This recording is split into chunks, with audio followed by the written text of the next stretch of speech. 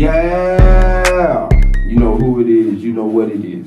I'm your host, Billy D. Brown, a.k.a. Mr. TalkIt, a.k.a. the voice box of the culture, man. The station is TalkIt TV, and you tune into another installment of Talk Your Talk. This week, we got William Montu Miller. We got Reggie Sykes, a.k.a. Chief Rocka, my favorite DJ. How y'all boys doing today, man? Glad y'all stopping by Talk Y'all Talk, man, to chop it up with Mr. TalkIt, man. Thanks for Appreciate you for having us. Yeah, man, this is dope. That's what it's about, man. Well, let's get things rolling, man. Start off, man, I want to ask both of y'all, what is your earliest memories of hip-hop, or what introduced you to the hip-hop culture?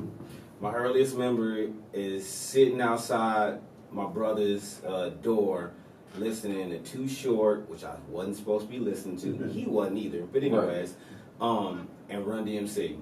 And after that, I just started falling in love with it. Me and him. That's actually what connected me and my brother. Like we didn't get along that well. Music brought y'all together. Music brought us together, and then we just started collecting tapes, and like our tape collection got crazy. So like Run DMC, and Too Short, man. That was like, be honest with you, those were the two that brought me to this culture. What's the age difference between you and your brother? The age difference is probably, let's see, 3 years. Three years. Yep. So y'all kind of grew up together, kind of. Yeah, we did. We never got along. Like I was in the sports, he was in the music, and then like we clashed just all kinds of reasons. Right. For myself, it was Afro Bambaataa. Like I had like a house party one of my aunts had, so I'm outside playing with my cousins and shit, and I heard her playing the rock, and playing the rock, like fuck, you know, you see. It's crazy, great music, you know what I'm saying? You got, what's the group out of Europe that they sample? Trance, I cannot think of the group. Oh, yeah. Anyway, yeah, all the melodies and everything. So for me, it was Afro Bambaataa. And after that, I just was really into hip-hop a lot. And the first tape that I bought, going back tape, was Slick Rick. You know, the first tape I bought. Yeah, Slick Rick. Great mentions of, you know, and that shit was wild. Woo! Remember Indian Story? You remember? Right. I wasn't supposed to be listening to that either. Nah. Yeah, but I think I got my dad to buy it for me. You know what I'm saying? That was back when they asked you to check you when you go to the kid, you go in the store, they were like, nah, I can't sell it to you. I used to get my grandmother to take me. It was crazy. My mom, like, she ain't know what was going on. She was like, oh, they just buying music. She ain't know he was listening to all this crazy stuff. That's like, because I was at headset. They didn't know what I was listening to. I'm listening to Slick Rick and all them heads. Right. Yo, you go back and think about that tape, though. It had some clashes up there. You had Mona Lisa. You had Children's Story. What was the other joint? Teenage Love. I didn't know like Teenage Love. Teenage Love was my shit. You go back and look at the video, you see Lil' Kim in the video. You see... Wow, I had to go back and peek. Yeah. Okay, rolling off to the next question. I know that both of you guys were not originally born in Athens. Tell me where y'all originally from and how y'all ended up in Athens, Georgia. I'm originally from a spot called Portsmouth, Virginia.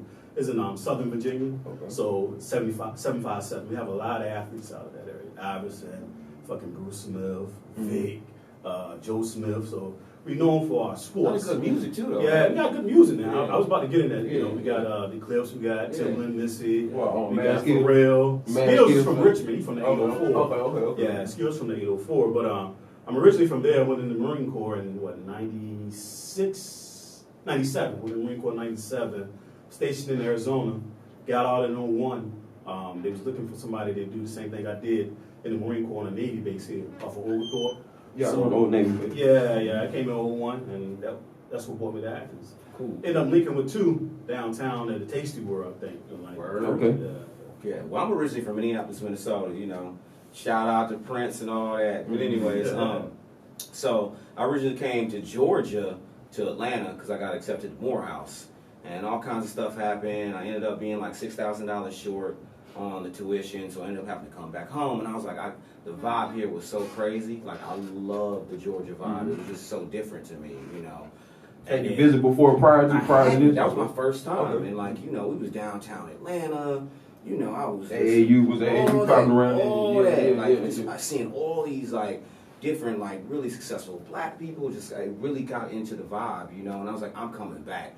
So I ended up going back home. Ended up coming back to Morris Brown. Still took out like a bunch of loans that I'm still paying for today. But anyways, couldn't afford Morris Brown, so I ended up going to Perimeter College, which I think it was the DeKalb College, which I think is Perimeter College. It might call it something different now. But anyways, came up to Athens, visited some ladies.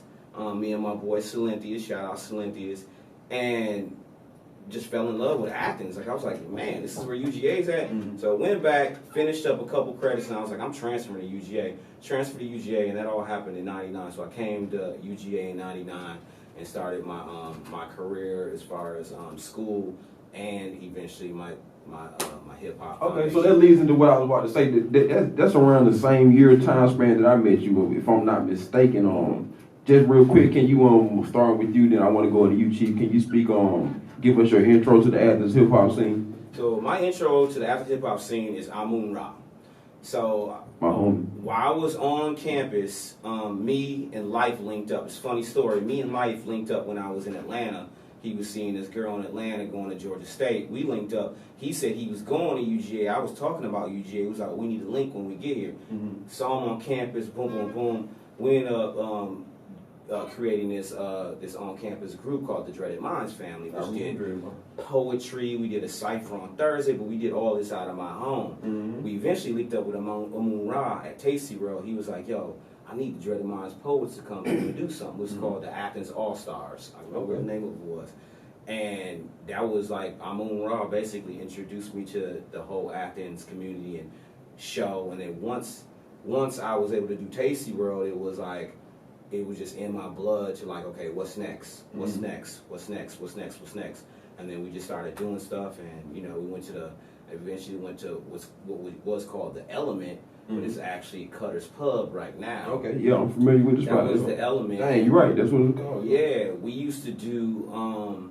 So we would do poetry from like 9 to 10 or 11, and then do like a battle after that, because we was like, the battle scene was crazy in Athens, because we had done it in my living room with the battle lounge and all these like the battle lounge got so crazy in my living room, we had to find somewhere else. Like seriously, like I said, that's around the time that I met him, and he's not exaggerating at all. Like it was like the stuff that you see now on like the internet with the battles and stuff. Like we had like the footage and like the recording and stuff, because this was like the first spot. Like me being like, I'm from Athens, this is my hometown, but the way the type of music I did and the type of lyrics I spit, they always had more of a up north feel to it, because it's the type of music that I was influenced by. So when I got around them independent MCs that I met at the battle lounge, those were the first people that accepted me for what I did. Like with most people, they'd be like, well, you sound like you from New York. You ain't from, no, it's not that. I'm just different. But when I got there, that's when I really came into like real MCs that like really helped me a lot, man. That was a nice spot there, man. Like good times. I enjoyed that a lot, man. Yeah, I mean, like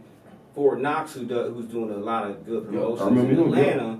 Like he was there, Issues was there, Colin was there.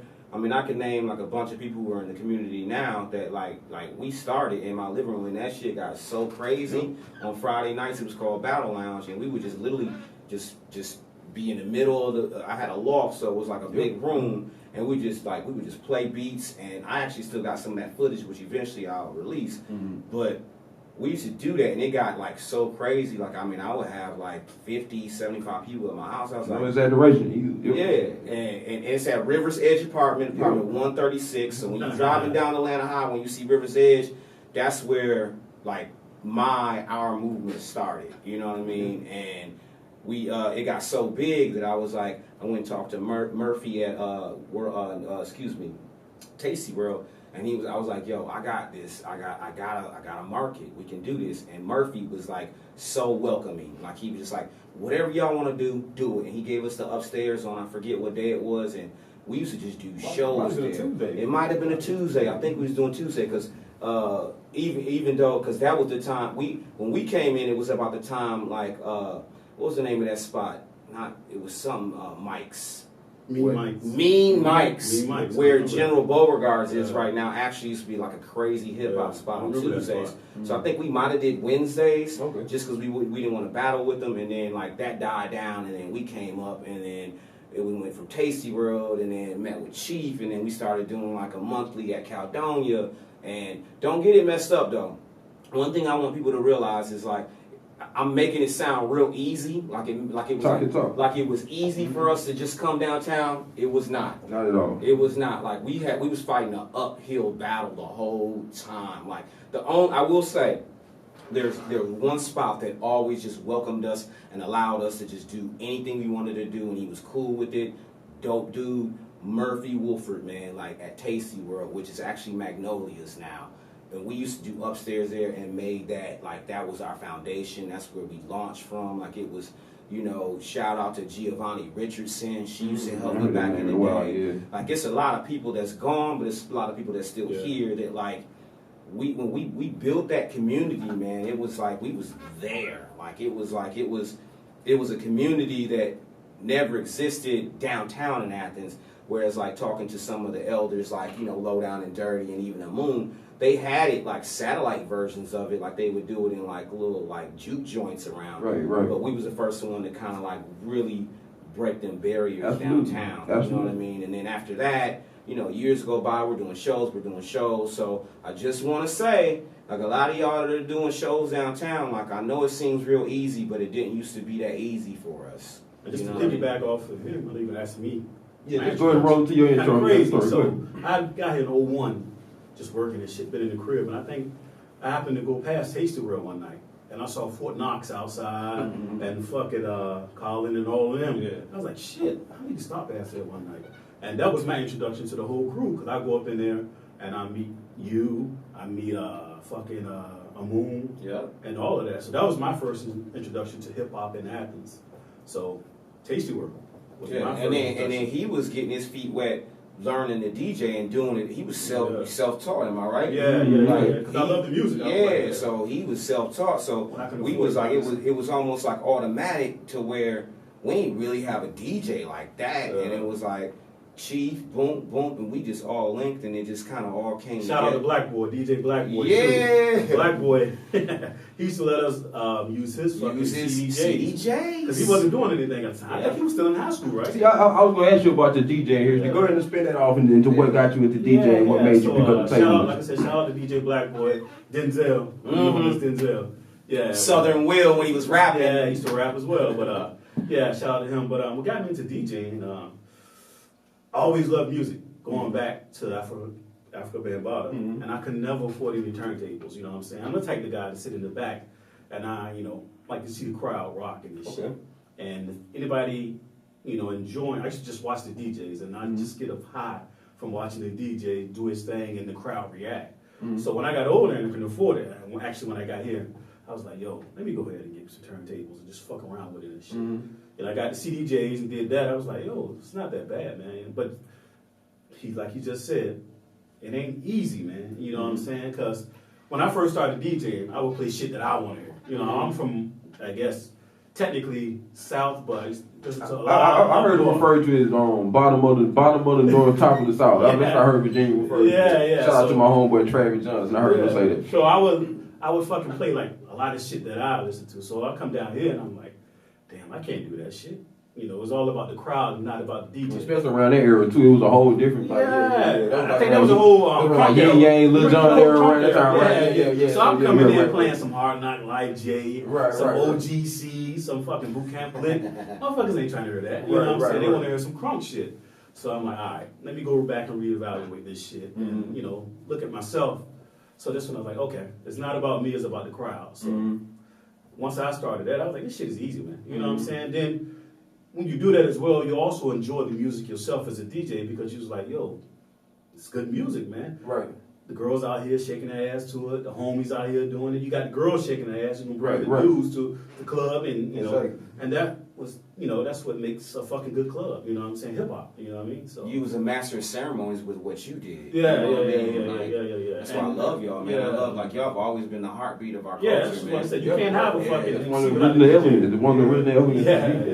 Yeah. Basically, the first element. You know, basically like. Yeah, because you ain't got no sound. Right. You got nothing. Yeah. I mean, the MCs didn't come in until, like, cause you. I mean, and I know y'all know, but I'll educate some of the people. Talk. It was the DJs with the big systems that would come out, and then people started getting on the mic because they just wanted to, like, introduce certain songs. They wanted to do this, and next thing you know, you had like these shows. Like, then you started having, like, where they was like, you had DJ crews and they had showmanship.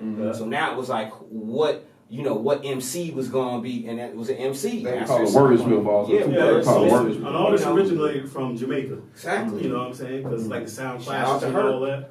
All that originated from Jamaica, so big up Jamaica. So it's a beautiful thing where it's like we can see like the evolution of our culture, like from being the DJ to the MCs, and then we linked up with the B-boys and the graph artists, and like we started kind of rolling together. You know what I mean? And this is, I don't know, it's just like it makes me feel good because it really is like I always tell my kids, I always tell people, like hip hop to me is it might just be a music to some people, but it really is like a way of life of how I raise my kids and how I do my thing. So to see like the genesis and evolution of my culture is like, and to be like alive to do it, it means a lot to me. Right, exactly. And it's still young at that. Yes. It's 40 years old at that. And 40 years, you're documented, like, yeah. And also, I want to roll into, I know you two guys form, the Al Factory. Speak on the Al Factory, how you formed it and what the Al Factory is all about, man. Break that down to the public out there. Actually, Al Factor, like, I came into it with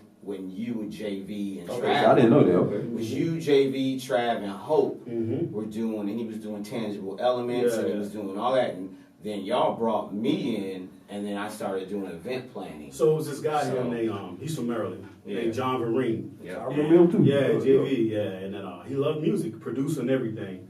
So he always used to have people at his crib, and rapping over his beats. He had Sun One back in the day. I forgot what he went by. Maybe it was Sun One back then, but Sun One was in the crew with somebody else. So he had him. Trav Williams used to come to the crib.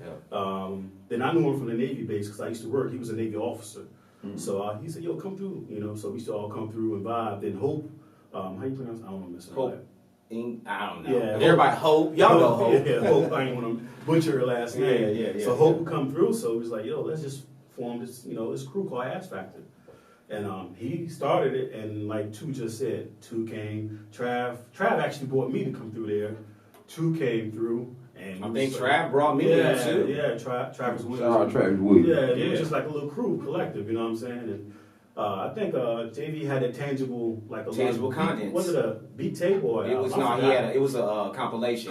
He had people on the different album. people on it. It was his beats. That's right. And then and that was like a major project. I think he lived in Birmingham, so that's how we formed Act Factor. JV left because he was stationed somewhere else, and then so he had to go somewhere else, and he just left us with the baby and trusted us. He handed it to us, to be honest with you, just to be straight up. He never asked me y'all anything. fooling me because I didn't know that myself. He never asked me anything, none of that. You know what I'm saying? He gave us the banners. He gave us shout out to JV. He's the one who came up with the whole Beat Wars concept. I didn't know that either. All of that. Like, I don't want y'all to think this is like, but to me, this is hip hop. Like, right. It was like he literally handed us the baton and was like, y'all run with this. And even now, every now and then, me and JV will hook up and it'll be like online or whatever. And it's like, for you to hand somebody something that's still continuing and you helped start it. And never ask for anything. And never ask for nothing. You know what I mean? He could have easily came back and been like, yo, y'all know I started this name. Right. It's always been like so much love in that relationship. That's cool. Yes. That's cool. See, I didn't know that myself, man. JV, man, you see this video, man, next time you in town, holler at me, man. I need you to talk your talk, bro.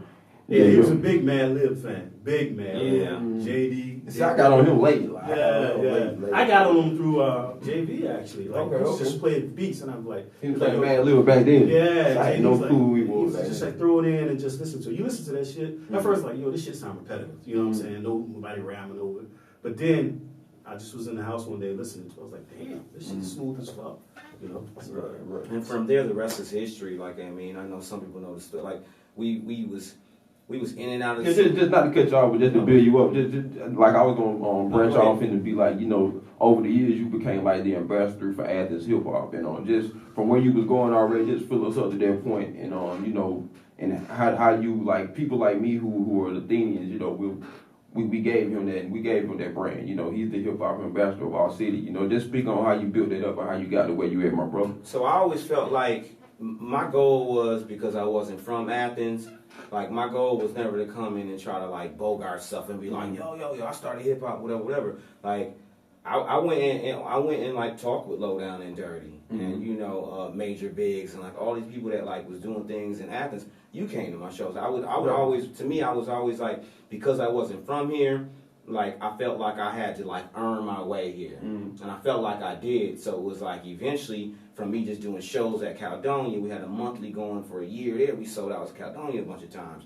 we were doing Tasty World. We were on campus because I was on campus. We would do shows like to this day like that was infamous. Like we brought Witch Doctor to one of our big MC battles there, you know, and he brought a couple of the Dungeon Family cats. But we were doing it, and my thing when I was doing it, I never wanted to be like, you know, like try to act like I'm bigger than Athens. I wanted to be Athens. Like it just always it just felt like home to me. So y'all gave me. I always joke with Lo, and I was like, y'all gave me my ghetto pass, man. Y'all literally handed it to me because y'all felt like I earned it. Right. So at that point, it was just like, no. Then I started hearing people shout me out. I started hearing like, you know, people talking to me and like, what do I do next? And and giving like I opened the gateways to downtown, but it wasn't like I didn't want to be a gatekeeper.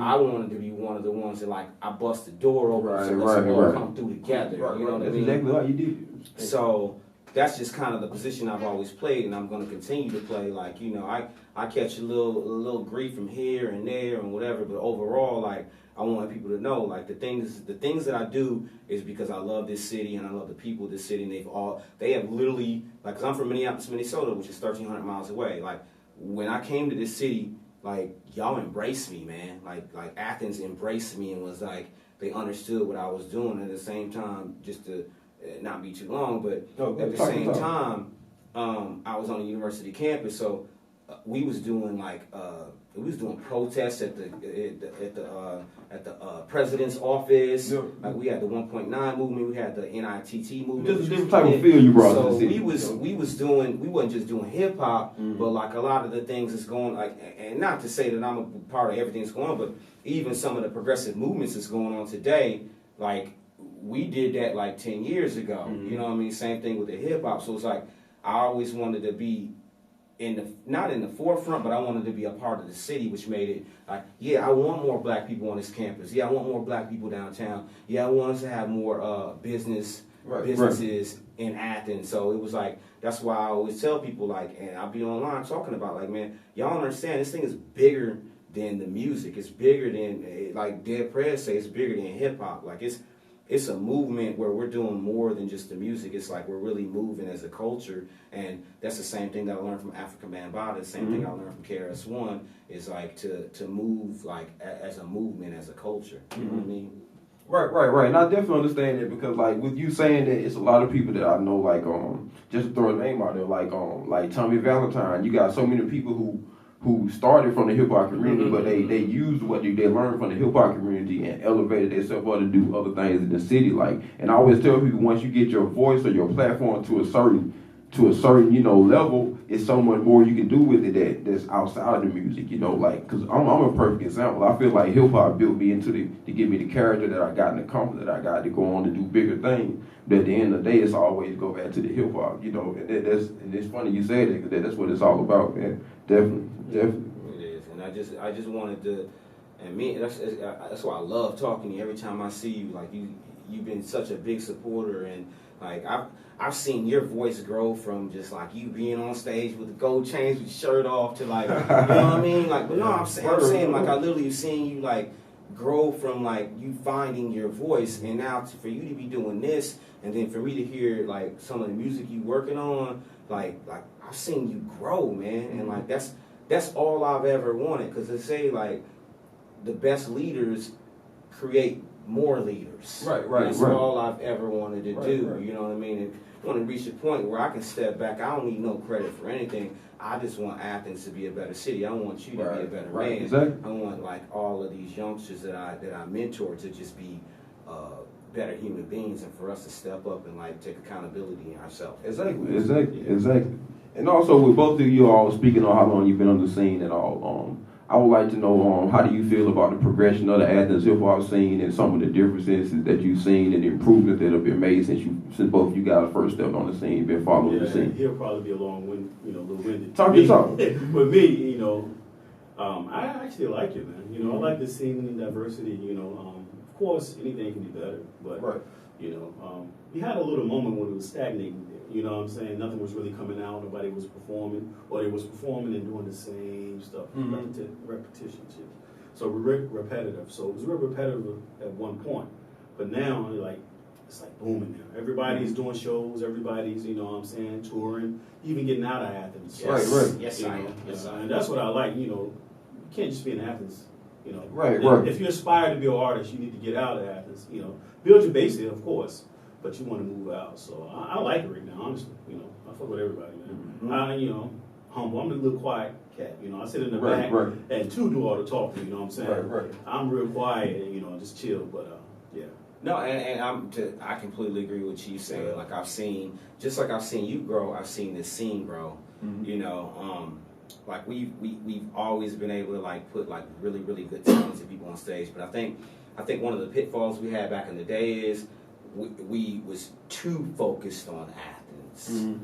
We didn't go out and go to do other things. You know, other than Ish, Elemental P, and you know, Amun Ra and Low Down and Dirty did, but other than that, like, but our core just never decided where we wanted to be, like, where we're going. And I feel like this new breed in Athens are doing that. Like, they're doing out-of-town shows. They're doing shows with indie rockers. They're doing shows and venues and house parties that just... Right, nationwide online following. Yeah, so, like, we're moving together, and it's not just a movement in Athens. We're moving outside of Athens. So I really love what's going on, and like there's a lot of great music coming out of Athens. There's a lot of great producers. I like the fact that because for a long time, Act Factor was the only one doing events in Athens. Right. You know, I love the fact that you have like all these other entities that are doing shows, that are doing festivals, that are like doing these other things, because now we have like all these moving parts and people understand, you know, what's going on. You know, It goes back, like, I know we was talking about this, I think, during our show last Tuesday. It used to be an indie rock town. Now, looking at Athens, it's like hip hop. Right, yeah, Athens is like it's like world famous for like yeah, you're right, like you said, indie rock, but yeah, over the years like hip hop have taken strides there too. You're right, absolutely correct. Yeah. And when we can bring in like last Tuesday, we brought in, you know, Paid in America and Invisibly in Fight and some of these other cats from Atlanta, and for us to bring them to Athens, not only have rock a banging show, but to be able to pay them, like, they are understanding what's going on. We got Dope Knife that's moving to Athens. Like, people are starting to, like, I get hit up once, twice a week from people outside of Athens, like, how can I come perform in Athens? Right. People want See, that's to great. perform in Athens. Like, and they understand, like, the movement we have going on here, you know? That's great. That's Yeah. great. Yeah. And also, I want to get back to you in the turntable, Chief Rock. I want to ask you a question that I always want to ask a DJ, and I'm gonna ask you. Say you in a situation that somebody asked you to play one song that describes hip hop, and you had to throw it on your table. What would that one song be? Ooh, that's a nasty. Yeah, that's question. crazy. I guess it goes back to what I talked about. My personal favorite, like what I like to hear, it need to be the roots, hip hop. You know what I'm saying? Okay. Yeah. The roots joint would go hip hop. You know, love of my life. Also, whenever I drop this bass line, come on, yeah, everybody rocks, the whole crowd. Fucking One More Chance by Biggie. Biggie, One More Chance. Okay. You know what I'm saying? So they my two. One More Chance. You know what I'm saying? That's awesome. Yeah. Okay, the next question, both of y'all can answer this. Just being a DJ and, you know, being around a lot of MCs. Yeah. What do you think is the best MC/DJ duo of all time? Meaning not two rappers, but an MC and a DJ duo. Oh, okay. Wow. Of course, you got to go with Jeff and Fresh Prince. Okay. Jeff and Fresh Prince. I got to go Gang Starr for Adam 50. Oh, I was gonna go. Yeah. I have to go Gang Starr. Yeah, but you know, if it wasn't for Jeff and Fresh Prince, there would be no Gang Starr. Correct. You know, there would be no Primo and Guru. You know what I'm saying? Right. And Jeff's still doing his thing. He's my Right. DJ. I was going to ask you that later, but okay, DJ Jeff. Okay. All right. Jazzy Jeff, man, he knows how to rock a crowd. Okay. Jeff, my top right now. Jeff, Kid Capri. My third one, what would I have for my third DJ right now? A third DJ that can rock a crowd, any genre. It's a lot of DJs, man. But just those two. I'm going with Jeff, Kid Capri. Okay. Yeah, mainstream DJs that can rock a crowd. Yeah. You got to. I can't even I can't dispute that. But the one thing that I've always like been really humbled and like really tugs in my heart is like when they was doing you know, Slick Rick and the Dougie Fresh. Oh yeah. And what's the DJ? I'm talking about, I can't think right now. I'm sitting here trying to think of it.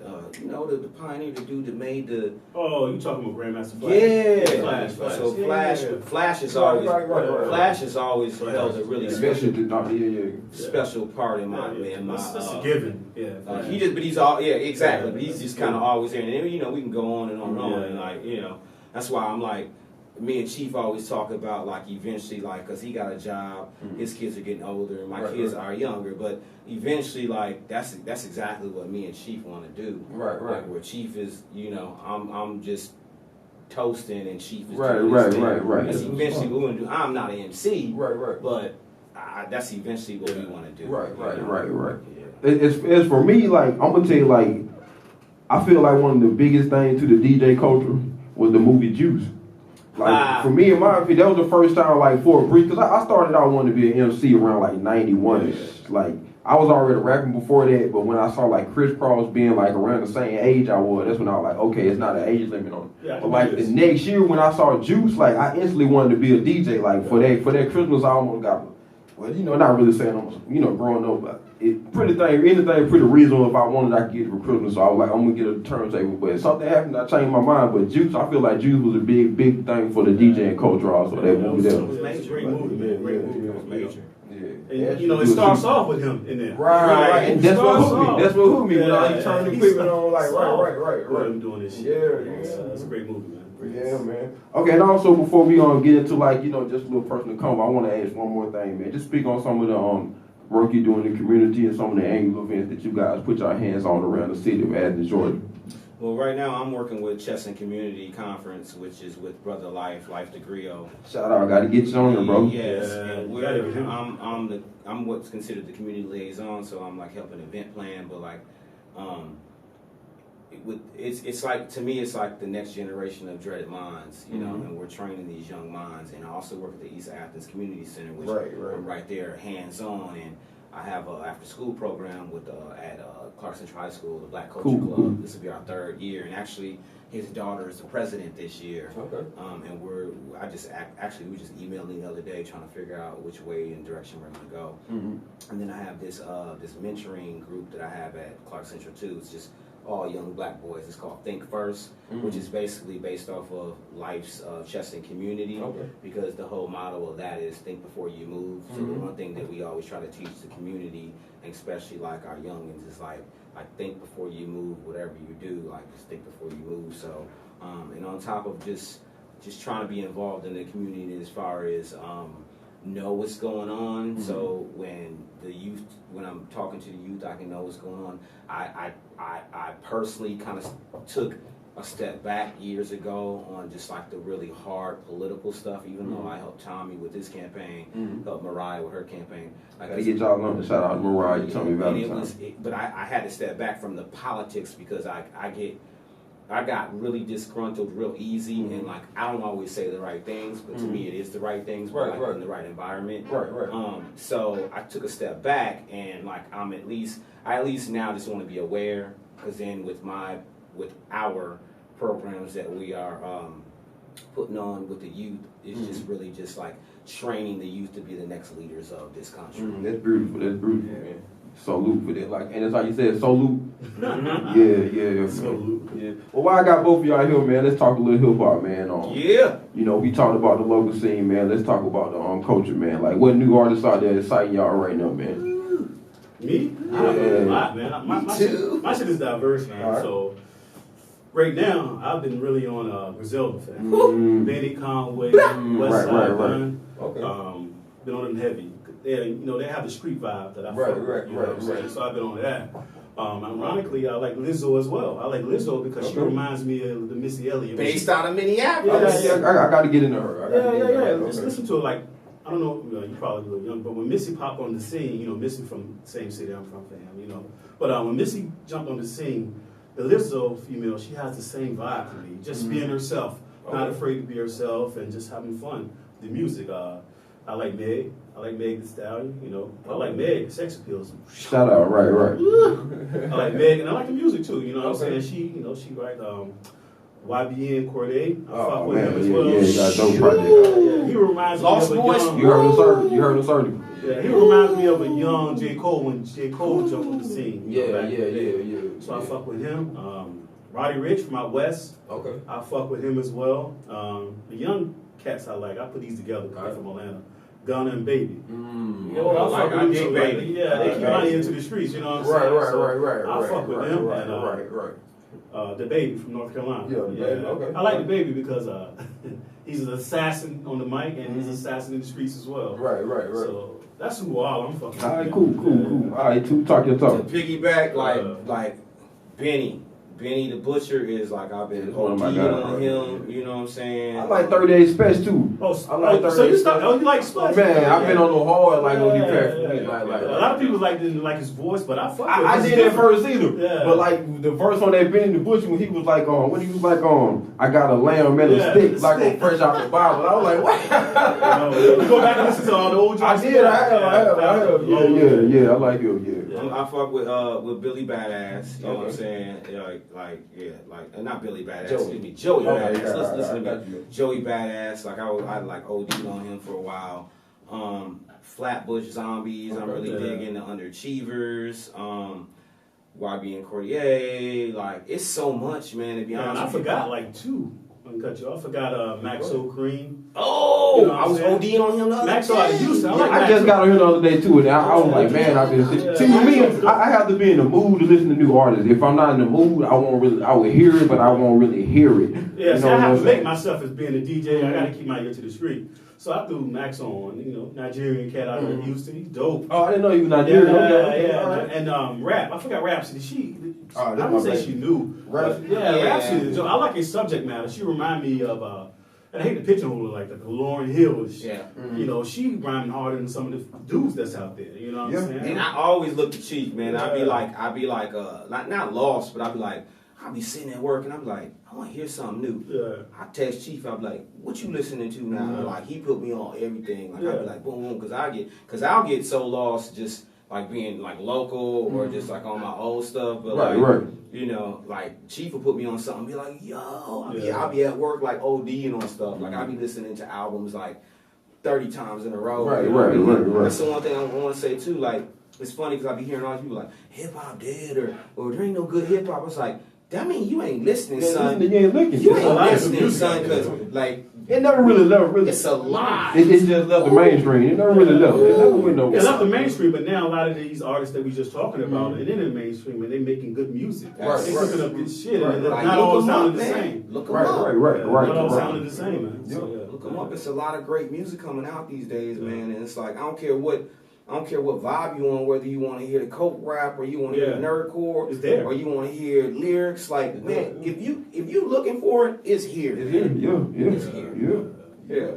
Okay, top 5 lyricists. Give me the top 5 that's off your head. No particular order.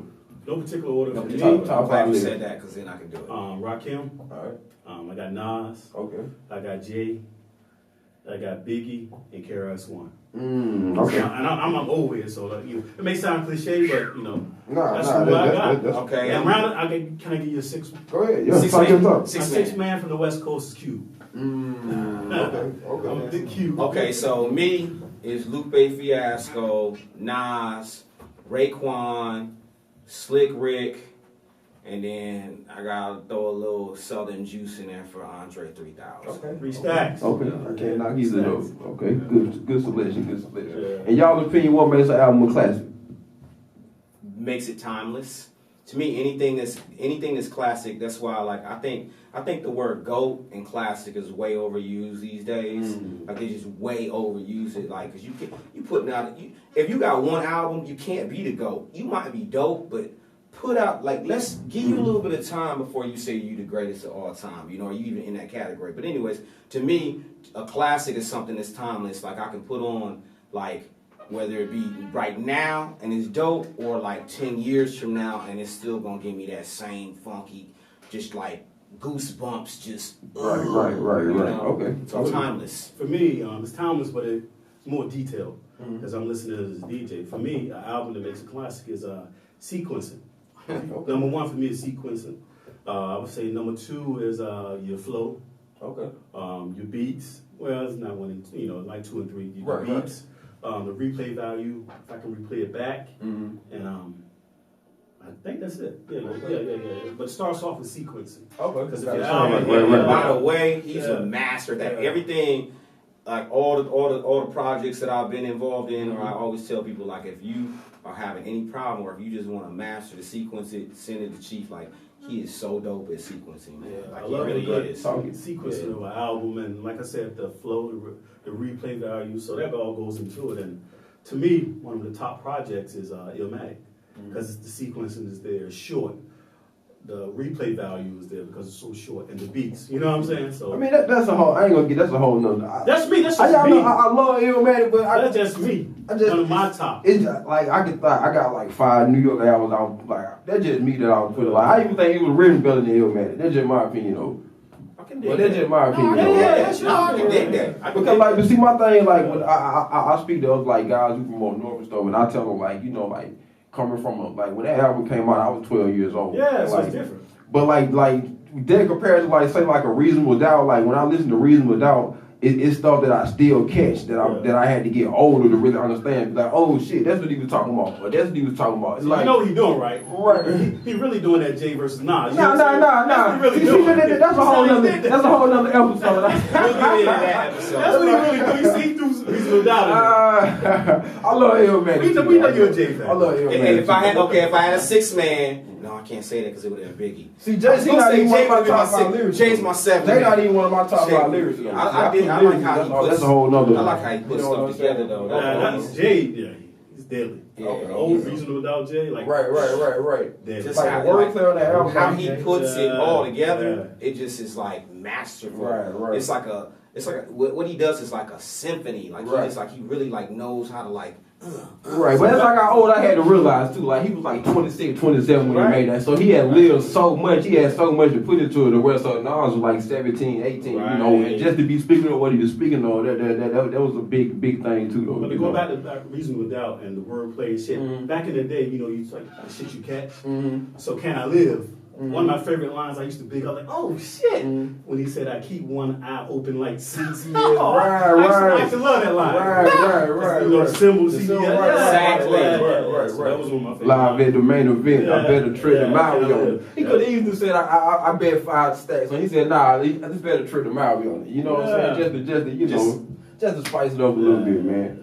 Yeah, man. Well, y'all go check my Reasonable Doubt, man, on album review. It's on my TalkIt TV page too, man. But with all 3 of us who being Wu-Tang members, I want to ask y'all who y'all favorite Wu member and why. Raekwon my favorite member, but I think Ghostface is the greatest Wu-Tang member, career-wise. At this point right now, I think Ghostface had the best run. But Raekwon is my guy. Raekwon is my favorite guy. Raekwon is my favorite guy. We've been having this conversation for 10 years. We had this conversation for 10 years, so I'm a Wu head, so Ray. Okay. Ray hands down, like his storytelling abilities, and I will ride with you when you say like career wise, it's Tony Stark's. You know what I mean? Okay. But the chef to me, as far as just my favorite, the best. I'm with you. Like that purple tape to me was like Godfather Part 2. Like, who was on it? I don't give a damn who was on it. We had it. I'm telling you. Who was on it? He was on it. He was on it. But like Ray, I love Ray's storytelling. I love like his flow. I love his voice. Like Ray is like phenomenal. Right. He really is. So to me, I got my top 3. All right. Talk your talk. I'm going with Ghost, Ray, and GZA.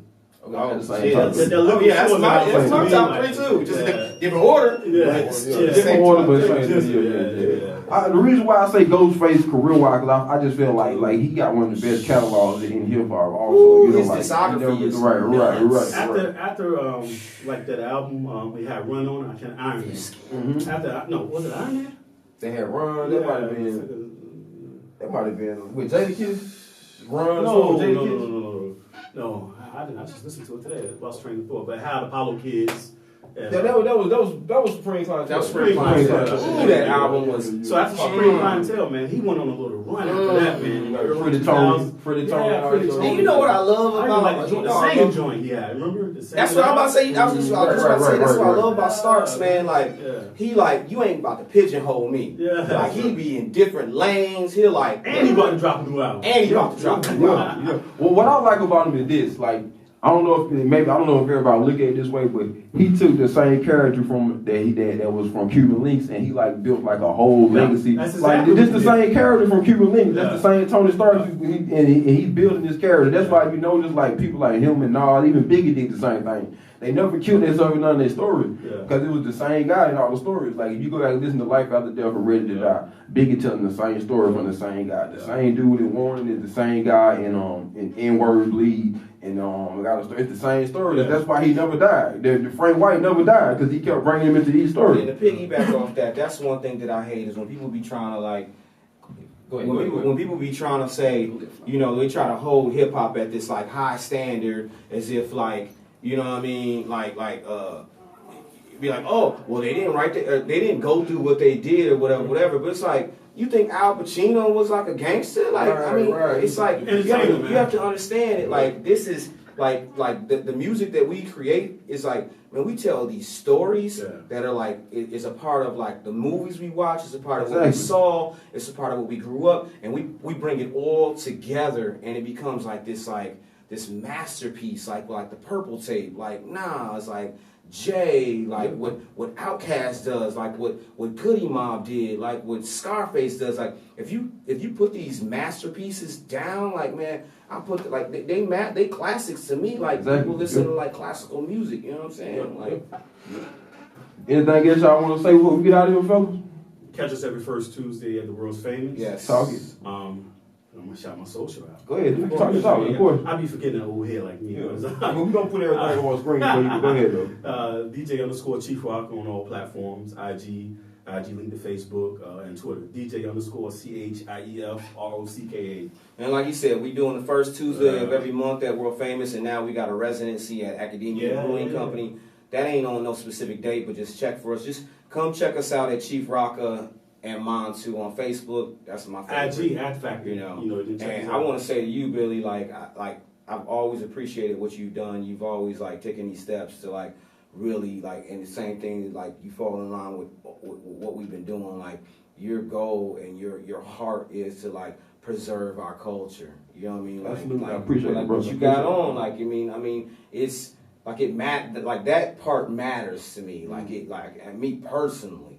Like whenever I see TalkIt TV stuff or like I see you online like battling these dudes that like are ill-informed because they really don't study the culture like you. They don't know what they're getting involved in when they're having a conversation with you. Because like you talking from like 5 years ago, like I'm like deep in this culture. But anyways, I just want to say that like salute to you, man. Like everything that you're doing and like you keep doing it, and if you need anything from us, man, we here. We've done it. You know what I mean? Man, I appreciate it a lot. Once again, appreciate you having us, on Talking TV.